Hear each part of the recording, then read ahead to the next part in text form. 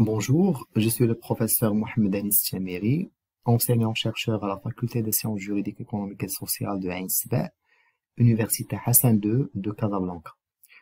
Dans cette vidéo, nous allons poursuivre notre série de cours de gestion financière par la présentation de ce qu'on appelle un tableau de synthèse des flux de trésorerie. Donc, nous avons discuté la dernière fois des caractéristiques d'un projet d'investissement.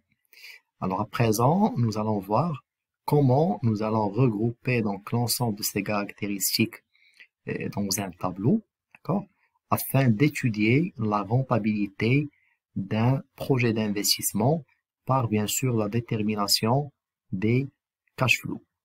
D'accord? Donc comme vous voyez, c'est un tableau donc en ligne et en colonne.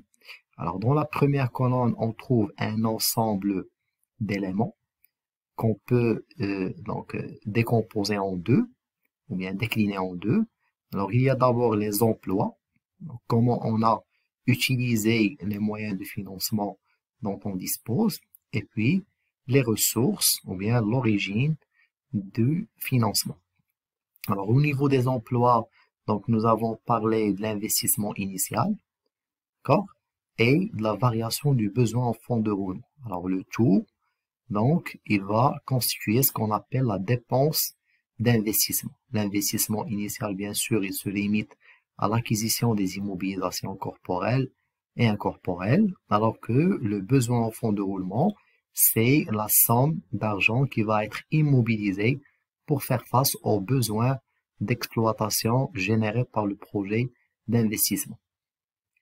Alors, par la suite, nous allons passer au calcul ou bien la détermination des ressources. Donc, on a dit que la première ressource, c'est la CAF.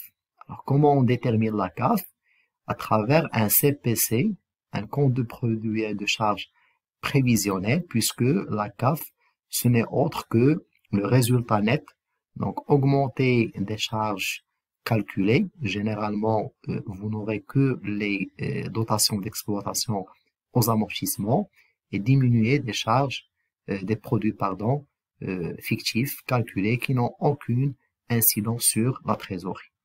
Donc, charge moins, produit moins, donc au niveau des produits, on trouve généralement uniquement le chiffre d'affaires, diminuer donc des charges. Alors, on peut distinguer entre charges fixes et charges variables, et puis charges fixes bien sûr hors amortissement, pour donc mettre les dotations aux amortissements dans une ligne à part afin de les faire apparaître. Alors on obtient bien sûr produit moins charge, on obtient le résultat avant impôt. Alors on peut directement passer au calcul du résultat net qui n'est autre que le résultat avant impôt multiplié par 1 moins le taux d'imposition. Alors ici j'ai considéré que le taux d'imposition il est de 30%. Alors, une fois nous avons le résultat net, alors on ajoute donc les charges calculées parce que ce sont des flux, ce ne sont pas des flux réels, ce sont uniquement des flux fictifs qui n'ont aucune incidence bien sûr sur la trésorerie. Alors, on aura bien sûr la CAF qui constitue la première ressource.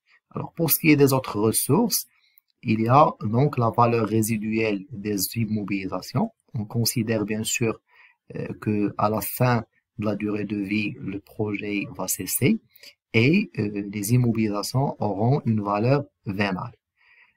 Alors, en plus de la valeur vénale des immobilisations, valeur vénale ou valeur résiduelle nette d'impôt, il y a aussi la récupération du besoin en fonds de roulement. Alors, les trois éléments que vous voyez ici, donc la CAF, valeur résiduelle et la récupération du besoin en fonds de roulement, va nous permettre donc d'avoir une idée sur les ressources, ou bien le total des ressources. Alors, dans la dernière ligne, on vient pour calculer les cash flows ou bien les flux nets de trésorerie. Donc, comme déjà expliqué dans la vidéo précédente, ce sont les ressources moins les emplois, ou bien les recettes moins les dépenses. Donc, il suffit donc de prendre la somme donc des ressources moins la somme des emplois.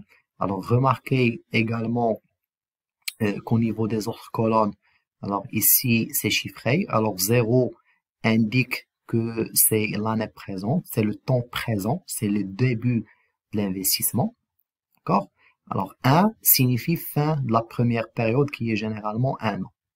2, fin de la deuxième période, donc 2 ans, 3 ans, etc. jusqu'à la énième période, fin de la énième période. N, bien sûr, c'est la durée de vie du projet. Donc si le projet il a une durée de vie de 5 ans, alors on aurait ici un 5 qui signifie fin de la 5e année. Alors, au niveau de la première année, donc le début de la première année, donc entre le début et la fin de la première année, il y a tout un an, 12 mois. Donc au début, il y a une dépense d'investissement, c'est un emploi. Au niveau de cash flow, on va se retrouver avec un moins qui signifie une sortie d'argent. Alors pour le reste, on va bien sûr calculer ressources de la fin de la première année moins l'emploi de la fin de la première année s'il y a lieu, bien sûr. Alors si c'est une différence qui est positive, c'est un cash flow positif qui signifie qu'on a collecté plus que ce qu'on a dépensé. Les recettes sont supérieures aux dépenses. Alors de même pour la deuxième, troisième, quatrième, jusqu'à la énième année et donc fin de la durée de vie du projet. Merci de votre attention et rendez-vous dans les prochaines vidéos à travers des exercices d'application pour établir la synthèse des flux de trésorerie et passer ensuite au calcul des critères de choix d'investissement en avenir certain.